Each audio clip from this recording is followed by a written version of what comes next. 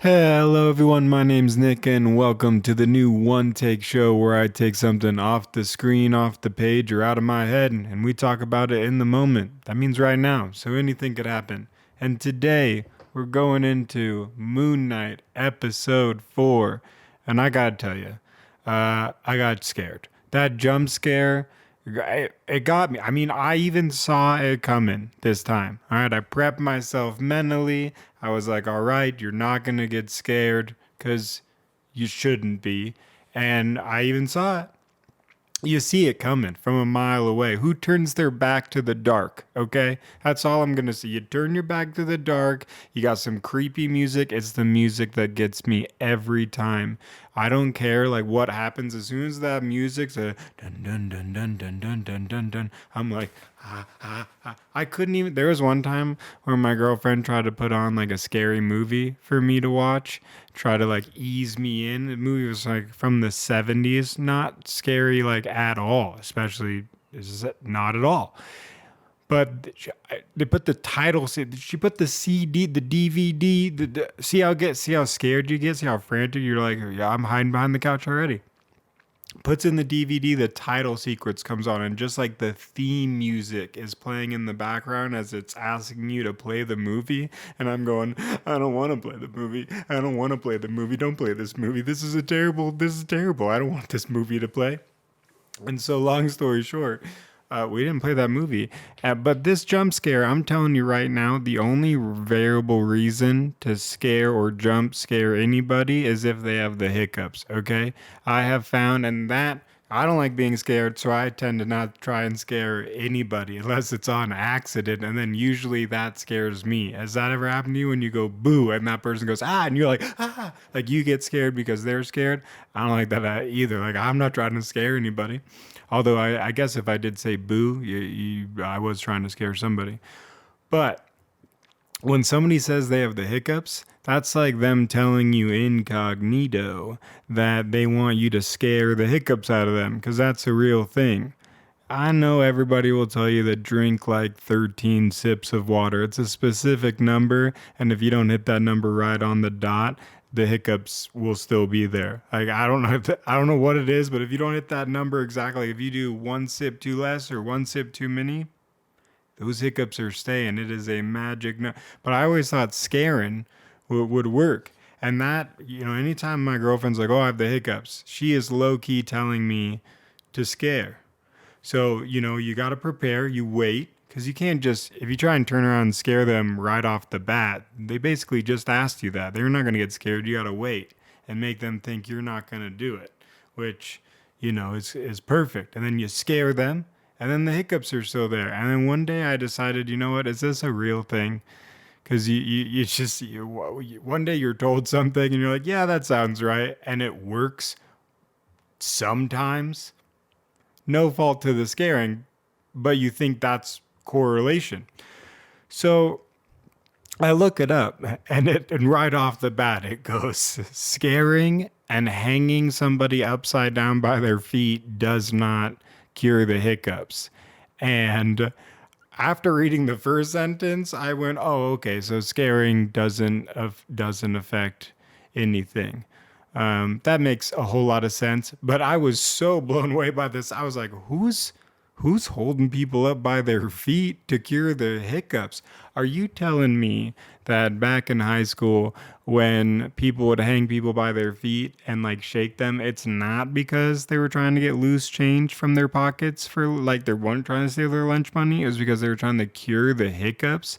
So really, bullies weren't bullies at all. They were like, oh, that guy's got the hiccups. And so the best thing to do, I read this one time. You think it's scaring, but it's not. You really got to hold them upside down and shake them a little bit by their feet and that's the way to cure the hiccups. I was like, this can't be a real thing. So, anyways, I got scared and I tried watching it again. And even though I got scared and saw it, I got scared again watching it the second time. This is a real problem. It's all in here, and we'll talk about it. But anyways, let's really dive into Moon Knight because I promise I did get through the episode. And the episode was fantastic. Some of my favorite moments, so careful. I mean, I already said we were going to go whatever, but spoilers. There you go. But my favorite moments is the opening scene where Khonshu gets placed on like the wall filled with like a bunch of gods that have been entombed or in prison, and right off the bat you're thinking, who are they and when are they going to get released? Because that's got to be a thing. Like there might be some other villains or something on that wall, and how is Mark or Steven going to get to them? But I just really thought like that was really cool to see him being placed, and then that whole like wall of trouble is probably more accurate of what that is. Um, oh my goodness, and I really liked how they like tied in Amit's like last avatar. Like they figured out it was a pharaoh, and then you're kind of thinking like, oh, who is it? Who is it? Who is it?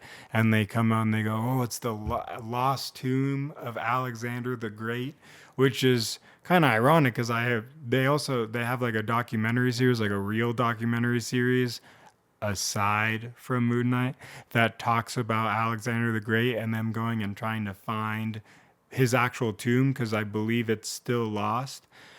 And I really admire and find those documentaries really interesting. The one thing, it is kind of a gotcha moment with some of those. I mean, some of them you see him coming, right? Like it's like, is Bigfoot real? And you're gonna go, well, this is probably not going to be the case. And sometimes it's really riveting information. You're going, oh, maybe they got me here. No. But with some of these other ones that are very like they are trying to find this tomb, there's historical evidence, they're following a clue of path.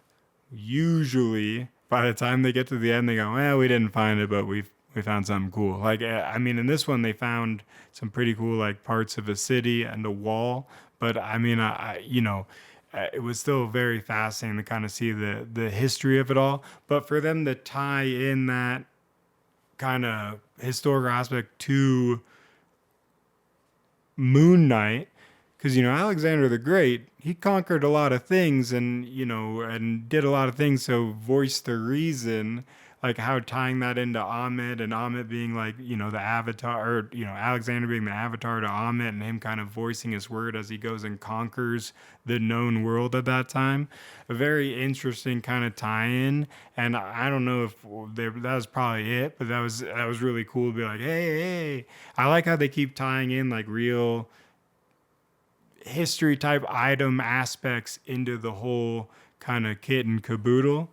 The other thing that was really funny is when Mark threw Steven's ass down a cliff, just like he said he would.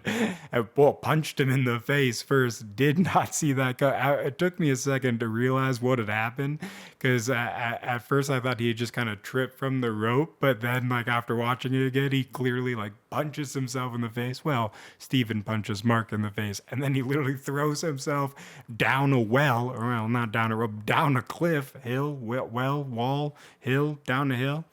Hope you didn't see that, just like he said. And so I really thought like that was just a really funny moment. That and the other moment actually involves the both of them, and it's like towards the end where they kind of meet up, right? Because they get like separated, and we're gonna talk about that. We're gonna do something new. We're gonna speculate. Ooh, but before we speculate, that was a really funny moment when like they finally meet each other. Like, wait, how is this possible? Who cares? And they like give each other a giant hug, which has been so interesting because they've been at each other's throats, literally fighting for control, and now they're separated and been apart, and they miss each other. And they found like a commonality because everything else is going haywire. And so there's just that little brief moment of like, you're good, you're good. What do you remember? Somebody shot us. Oh yeah, okay, we're good. Wait, what? That's not good. No, it's good because we're on the same page now. And with that kind of brings me into that kind of whole like scene, because once he kind of gets, and don't really, he's not totally gone, but he's somewhere else now. And so we're gonna kind of get off the beaten path with some of the ideas, and it kind of jumps right into the whole kind of ending part of the episode where he's in that psychiatric ward. And it's really interesting some of the things that Harrow is saying, right? Like one of the things he says is we don't live in a material world, we live in a psychic world, and we're only able to make indirect inferences on the reality like around us, on what like reality is. Like take this pen, I think it's a writing utensil because in the context and perspective of what I've been told, it's a writing utensil, but to a dog, it's a chew toy, and both are applicable. And just that like context of a sentence, you know, it really puts into perspective a lot of things, because on one hand you could kind of argue that is really the case in our own lives. We do live in a psychic world. A lot of the things, and we just make indirect inferences on what's around us based on the context that's been provided. Like we've been told, like, you know, what a tree is and what the ground is and how to operate our day-to-day lives, but that's just given the context or perspective of what we've been given. It's all created within our mind, you know.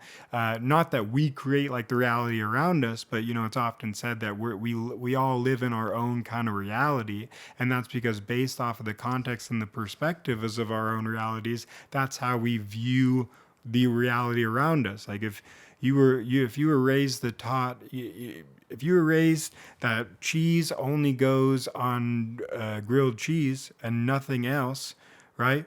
Like it's hard to kind of go back on that, right? But to somebody else, right? Somebody can go, well, you can put that cheese in something else. Whoa, whoa, whoa, whoa! You can't do that. I've only been taught about the grilled cheese thing.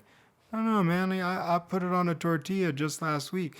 So I know that's but just to kind of give you like a contextual idea like that, it's an interesting concept to realize that even though we live in, of course, there's a reality around us, like, right, there's a hard surface and things like that.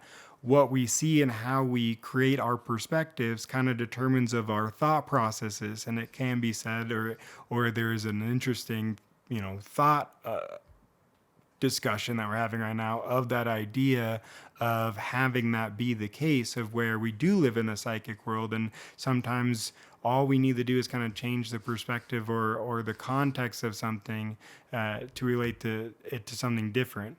You know, and sometimes we get so caught up on what we've created as our reality, we're kind of unable to see, oh yeah, you can put cheese on something else. Like, why was you so limited, you know? But you're taught to believe, and it just kind of is a cycle. So I just really thought that was like a really interesting concept. And the other thing that he said is kind of right before he shoots him and kind of after the shooting is, I can't help you if you're not willing to help yourself. And that, of course, is like one of those age-old topics of discussions, like even like on airplanes, right? They tell you to put your air mask on before you're putting anybody else's on, because if you don't help yourself, how are you supposed to help anybody else? And you know, it's a really interesting quote in context to Steven and Marc, because it's one of those things where they need to start working together before they can help anybody else. Like they're rushing to do way too many things and accomplish a goal, and yet they're not working together. And until they're able to help themselves, they're not going to be able to help anybody else. And so I just really like that kind of idea of, I mean, of course, with Harrow using it, it's like, well, you're not giving me what I want, so kapuskis. But in another sense, it's kind of a warning to Marc and Steven, like, you need to start working together with each other, or you're not going to be able to help anything. And so, and that's just kind of a context to almost anything. If you can't help yourself first, how are you supposed to help anybody else? And a lot of times, like, even myself, I sometimes find myself trying to help everybody else instead of myself. And I'm not helping anybody else because I'm not taking care of myself first. And if you can't take care of yourself first, how are you supposed to be able to be on a stable platform to give help to everybody else? So it's really interesting, these little contexts of meanings that they're utilizing throughout the show, and these discussions that MoonKnight and Harrow are having. Now, besides all that, hopefully I didn't butcher too much of that, because it's all right now.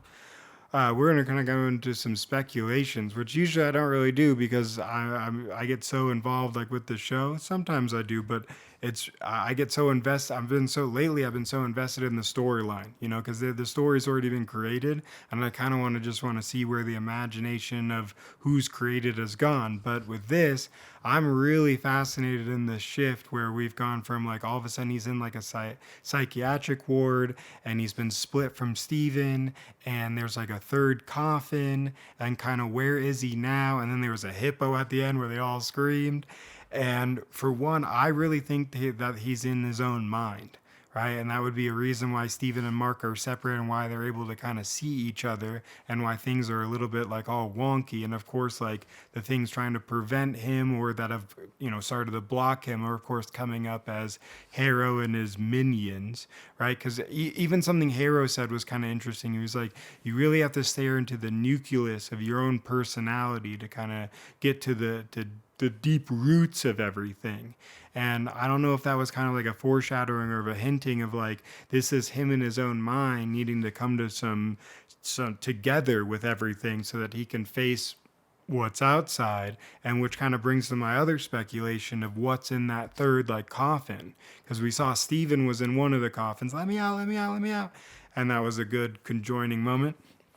And but there was a third coffin that the door was wide open to, that they both kind of ignored. Now I think it's Khonshu, would be my likely guess, and it would be the third person that kind of took over, like we saw in episode 3, where Marc and Steven kind of wind up, and there's a bunch of people who have been. And it wasn't Marc or Steven. And I believe it was Khonshu. Now, I know Khonshu's locked up in a statue, but maybe the reason why Khonshu chose Marc is because he's split. And because he's split, maybe Khonshu is able to like hide a piece of himself in there. And that's how Marc is going to be able to like call him forth or free him. I'm not really sure. I mean, the other case is there's a third personality in that coffin, which could be totally possible with how much he's been breaking, but I would tend to think hopefully it's Khonshu. So I'm really curious to kind of see where this all goes. I can't wait for the episode 5. I can't believe we only have 2 episodes left. With that, I hope you guys are enjoying the show, and watch it, don't watch it. Like always, take whatever information, do whatever you guys want to do. We were just here in the moment having fun, talking about a really fun show, and hopefully sharing some cool thoughts and taking a laugh. So with that, I'm gonna get out of here, and we will see you guys all in the next time. Until next time, bye bye.